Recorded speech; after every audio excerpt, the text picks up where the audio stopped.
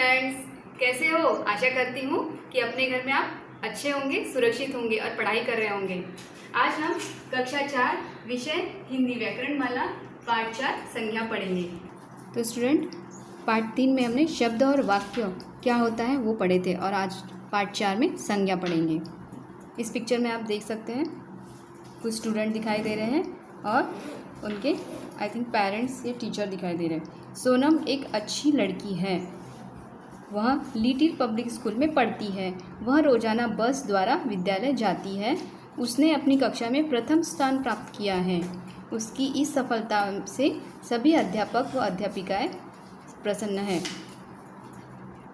सोनम लड़की, little public school, बस, विद्यालय, कक्षा, सफलता, अध्यापक, अध्यापिकाएं।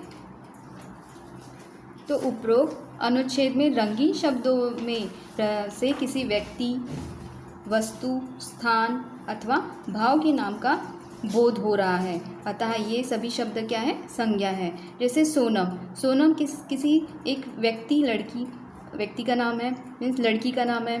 और कहाँ पढ़ती है? तो जैसे स्थान बताया है, लिटिल पब्लिक स्कूल, विद्यालय में जाती है वो।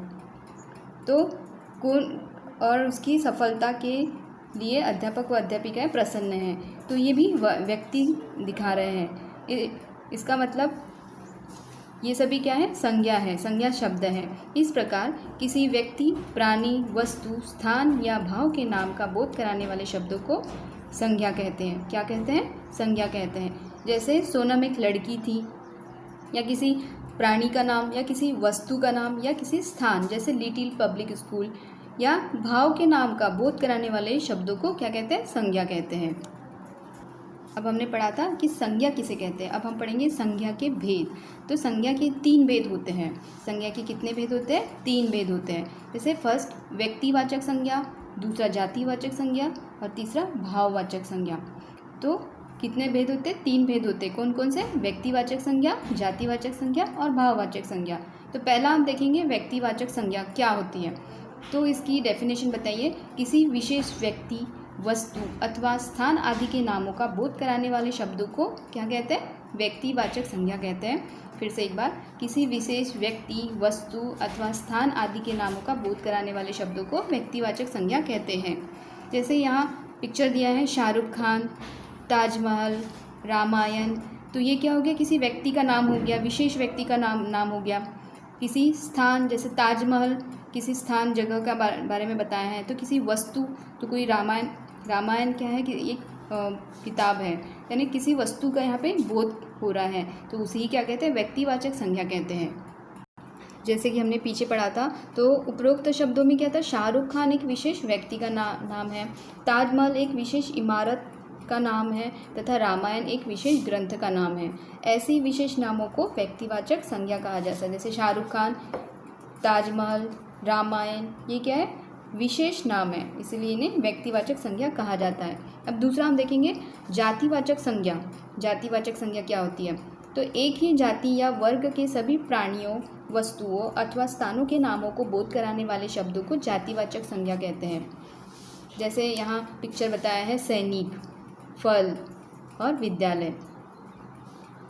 फिर से एक बार इसकी डेफिनेशन देख लेते हैं। एक ही जाति या वर्ग के सभी प्राणियों, वस्तुओं अथवा स्थानों के नामों को बोध कराने वाले शब्दों को जातिवाचक संज्ञा कहते हैं। तो यहाँ बताया गया है कि उपरोक्त शब्दों से क्रमशः किसी विशेष सैनिक, विशेष फल या विशेष विद्यालय का बोध नहीं हो रहा है। हो रहा है क्या? नहीं हो रहा है, बल्कि यहाँ तो उनकी संपूर्ण जाति का बोध हो रहा है। ऐसे ही शब्दों को जातिवाचक संज्ञा कहा जाता है। जैसे सैनिक, तो सैनिक में ढेर सारे सैनिक होंगे, बट यहाँ सैनिक एक ही है। फल, यहाँ ढेर सारे फल है, तो ये किसी जाति का बोध नहीं करा है। तो जैसे विद्यालय बहुत सारी होती है, तो इस तरह के संपूर्ण जाति का जो बोध कराते हैं, ऐसे शब्दों को जातिवाचक संज्ञा कहते हैं। तीसरा है भाववाचक संज्ञा। तो इसकी डेफिनेशन देख लेते हैं। किसी प्राणी या वस्तु के गुण, दोष, दशा या भाव आदि का बोध कराने वाले शब्दों को भाववाचक संज्ञा कहते हैं। जैसे किसी प्राणी या वस्तु के गुण, दोष, दशा या भाव आदि का बोध कराने वाले शब्दों को भाववाचक संज्ञा कहते हैं। जैसे इस पिक्चर में देख सकते हैं आप, यहाँ वाक्य दिए हैं, आम में मिठास है। तो आम कैसा है? पका है और उसमें मिठास है। आलस मत करो, तो एक लड़का है जो उसकी मदर उसे उठा रही है, तो उसे कह रहे हैं कि आलस मत करो। जैसे यहाँ दो स्टूडेंट्स हैं, बातें कर रहे हैं कि चारों ओर हरियाली है। तो यहाँ पिंक कलर के जो वर्ड है मिठास, आलस्य, हरियाली। तो ये उपरोक्त वाक्यों में इन तीनों शब्दों का कुछ भाव का बोध हो रहा है। जैसे मिठास मीठे गुण का हो रहा है, आलस ये दोष हो गया, हरियाली ये क्या हो गया? कोई दशा है। तो इन शब्दों का भाववाचक संज्ञा कहते हैं। हम इन्हें केवल महसूस कर सकते हैं। जैसे मीठा हम टेस्ट कर सकते हैं, आलस वो महसूस होता है, कोई आलसी लेता है तो महसूस होता है, हरियाली हम देख के बता सकते हैं कि हर जगह हरियाली है, तो हम महसूस कर सकते हैं। तो इन्हीं वर्ड को हम भाववाचक संज्ञा कहते हैं। भाववाचक संज्ञा के कुछ अन्य उदाहरण दिए हैं, जैसे वीरता, वीर होते हैं, वीरता ये भाव है। सुंदरता, बुढ़ापा, पढ़ाई, मित्रता, ये सब भाववाचक संज्ञा के उदाहरण हैं। अब हम पढ़ेंगे भाववाचक संज्ञा शब्दों की रचना। भाववाचक संज्ञा शब्दों की रचना कैसे की जाती है?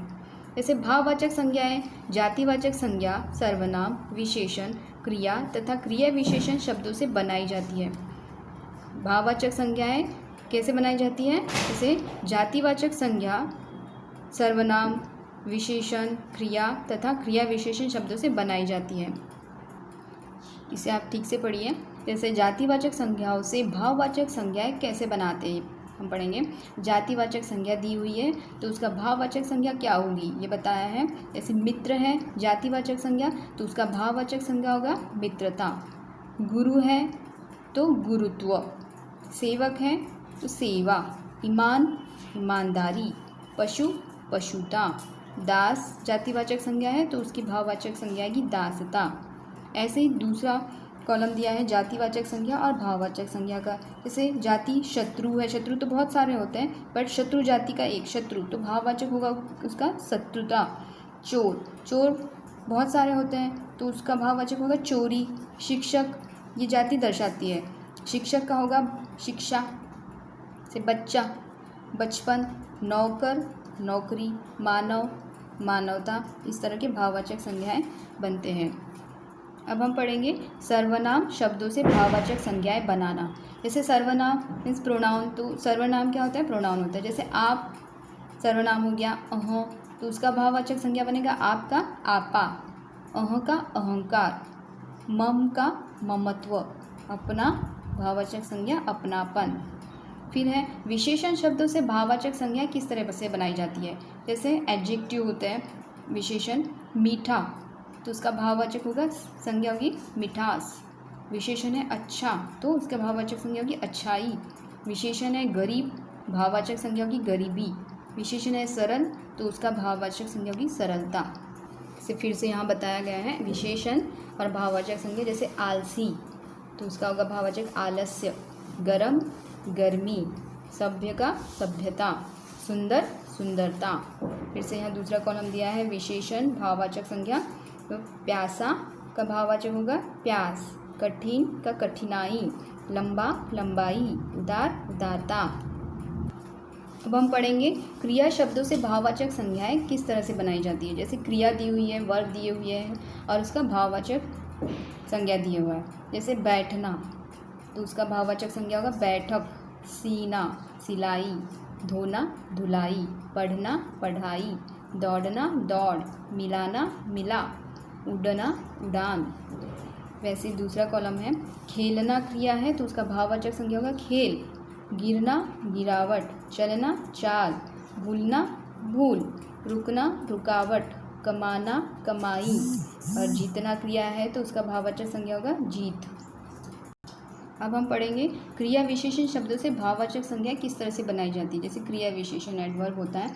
जैसे कम क्रिया विशेषण है तो उसका भाववाचक संज्ञा होगा कमी, नित्य नित्यता, निकट निकटता, मना मनाही, शीघ्र शीघ्रता, तेज तेजी, जल्दी जल्दबाजी, समीप इस पास में होता है तो उसका भाववाचक संज्ञा होगा सामीप्य।